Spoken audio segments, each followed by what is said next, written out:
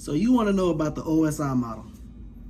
Well, let's get into it. The OSI model is basically a 7-layer cake for how computers talk to each other. Each layer has its own job, and once you understand these jobs, the whole thing just clicks like Lego bricks.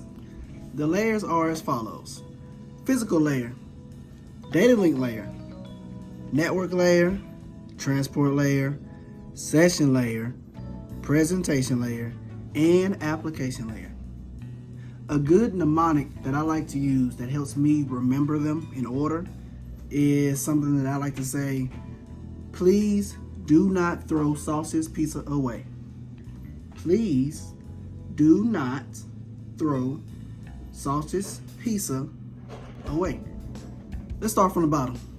Physical layer. Think of this layer as the roads itself, like the roads that cars drive on. Without roads, you cannot go anywhere.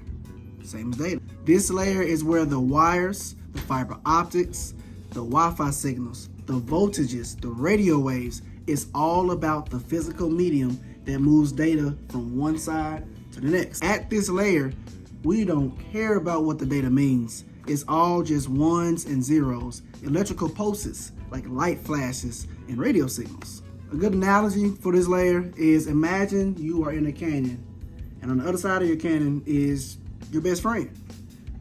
You are trying to shout to that person on the other side of the canyon so that way they can hear you. The air in between you guys is carrying your voice to the next person. That air is considered the physical layer in this analogy. Now imagine the same scenario, but you guys are in space. No air, no message. That is why the physical layer is so important. Layer 2, data link layer. Now once you have a road, you need rules to prevent chaos and keep everything in order, like stop signs, speed limits, and traffic lights. That's the layer 2 data link layer. This is where devices in the same local area talk to each other. It uses MAC addresses, so your data knows which device the message is meant for. Switches operate on this layer.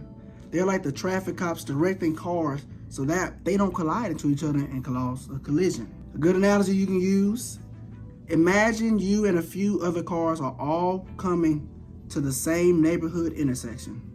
Without rules, everyone would just crash into each other. The data link layer is what keeps everything orderly. All right, so we've got roads, we got street signs, but how do we get from one place to another?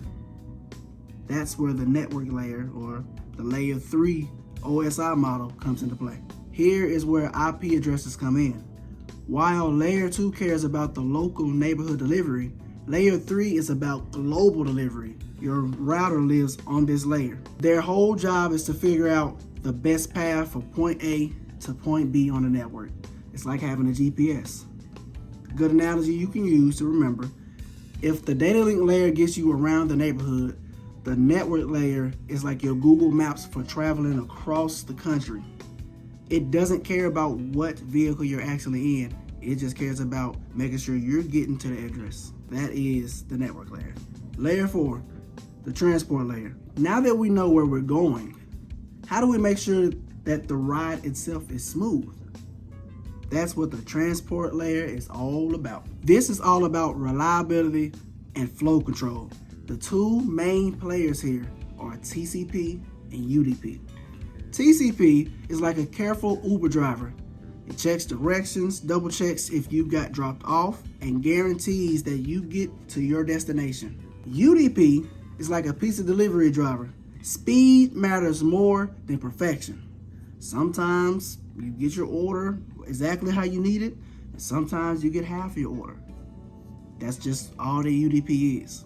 TCP is important when you absolutely need somebody to get your information. Absolutely need them. UDP is more used for live streams and things of that nature. This layer also handles segmenting data, error checking, and reassembly. Without it, data might arrive out of order, or it might not arrive at all. Layer 5, session layer. Okay, so now that we've got reliable delivery, who's gonna actually manage the conversation, the saying that, hey, you have your order. I have given you your order. There you go. That is the layer 5 session layer. Think of this layer like a host at a restaurant.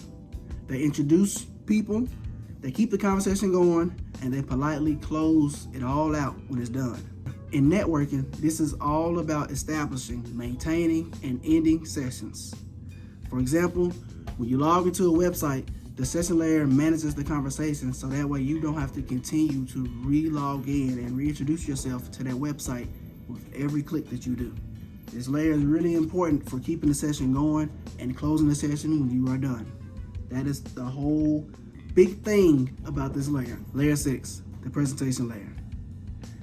Now we've gotten down this whole list down to this point. We sat down at our restaurant table, but let's say the restaurant menu is in a whole different language that we do not understand at all. You need a translator. That is where the layer 6 presentation layer comes in.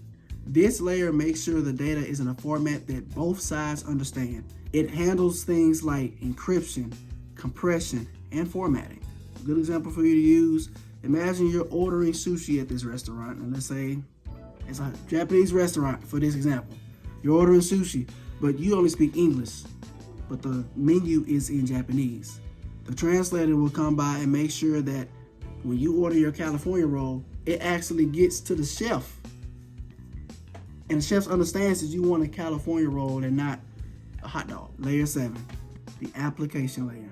This is where you actually see what you are working with. Think of this as the whole restaurant experience as a whole.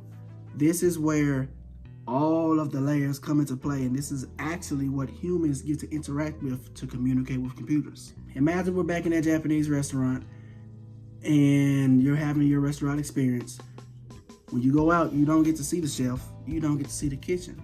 All you get to see is, of course, the host and your menu, and that's where you get to choose your options so that way you're able to order what you want and get what you need to be done. Underneath all the layers, a ton of work is happening across everything, but the application layer is where humans and computers shake hands and communicate.